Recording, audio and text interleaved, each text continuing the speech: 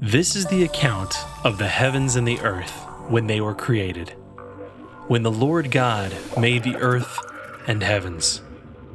Now no shrub of the field had yet grown on the earth, and no plant of the field had yet sprouted.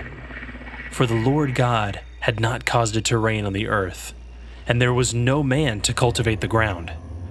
Springs would well up from the earth and water the whole surface of the ground.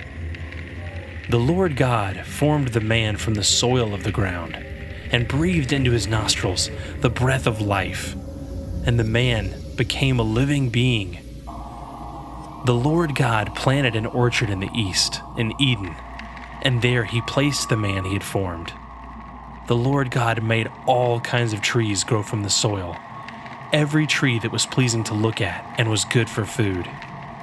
Now the tree of life and the tree of knowledge of good and evil were in the middle of the orchard.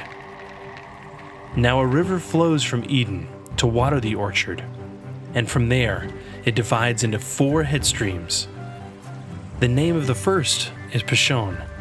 It runs through the entire land of Havilah, where there is gold. The gold of that land is pure. Pearls and lapis lazuli are also there. The name of the second river is Gihon, and it runs through the entire land of Cush. The name of the third river is Tigris. It runs along the east side of Assyria. The fourth river is the Euphrates.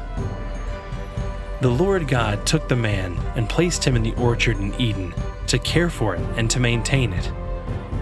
Then the Lord God commanded the man, "You may freely eat fruit from every tree of the orchard, but you must not eat from the tree of knowledge of good and evil, for when you eat from it, you will surely die." The Lord God said, "It is not good for the man to be alone. I will make a companion for him who corresponds to him." The Lord God formed out of the ground every living animal of the field and every bird of the air. He brought them to the man to see what he would name them. And whatever the man called each living creature, that was its name. So the man named all the animals, the birds of the air, and the living creatures of the field. But for Adam, no companion who corresponded to him was found. So the Lord God caused the man to fall into a deep sleep. And while he was asleep, he took part of the man's side and closed up the place with flesh. Then the Lord God made a woman from the part he had taken out of the man, and he brought her to the man.